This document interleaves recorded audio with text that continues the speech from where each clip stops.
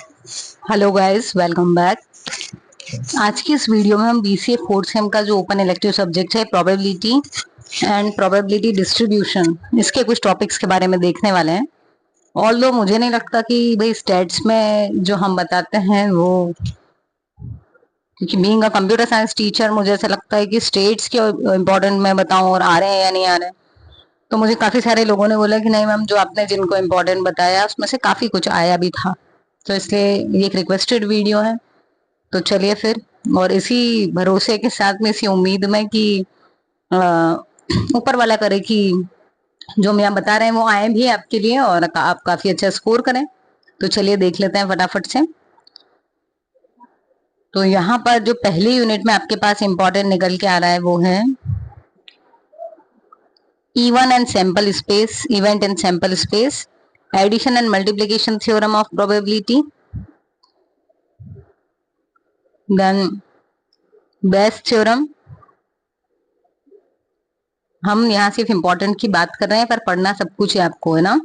तो second unit में यदि अपन देखें तो सेकेंड यूनिट में आपके पास में निकल के आ रहे हैं टॉपिक्स प्रोबेबिलिटी मास फंक्शन, ठीक है, इसका density function, then expectation of sum and product of random variables. तीसरी यूनिट में यदि हम बात करें तो जो बर्नौलीज डिस्ट्रीब्यूशन है ये इंपॉर्टेंट है, पॉइजन डिस्ट्रीब्यूशन इंपॉर्टेंट है। चौथी यूनिट की अगर बात करें तो यहां पर आपके पास में है gamma distribution,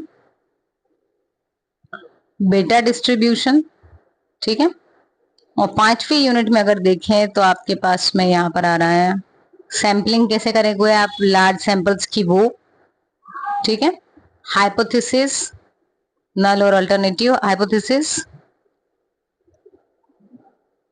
test of significance based on chi square,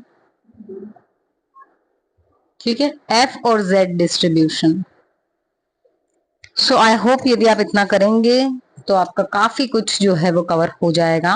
फिर भी हम बार बार यही कहेंगे कि सिलेबस आपको पूरा अच्छे से स्टडी करना चाहिए, प्रैक्टिस करना चाहिए, ठीक है। जहां पर न्यूमेरिकल्स है वहां पर एटलीस्ट आपको, अगर आप फर्स्ट टाइम ही पढ़ रहे हो, बहुत से लोगों को टाइम नहीं मिलता है, एग्जाम टाइम में ही पढ़ते हैं, तो एक न्यूमेरिकल आप करके सॉल्व उसको देखो कि कैसे हुआ है सैंपल वाला, और एक अनसॉल्व वाला उठाओ नेट पे से, और उसका आंसर जो है वो भी ऑब्वियसली आपको वहां मिलेगा ही जब आप सर्च करेंगे तो, पर पहले खुद से सॉल्व करो और फिर आंसर मैच करो। इन चीजों से ये होने वाला है कि आपको चीजें कंफर्म होती जाएगी, कॉन्फिडेंस आएगा कि आप सब अच्छे से कर पा रहे हो, ठीक है।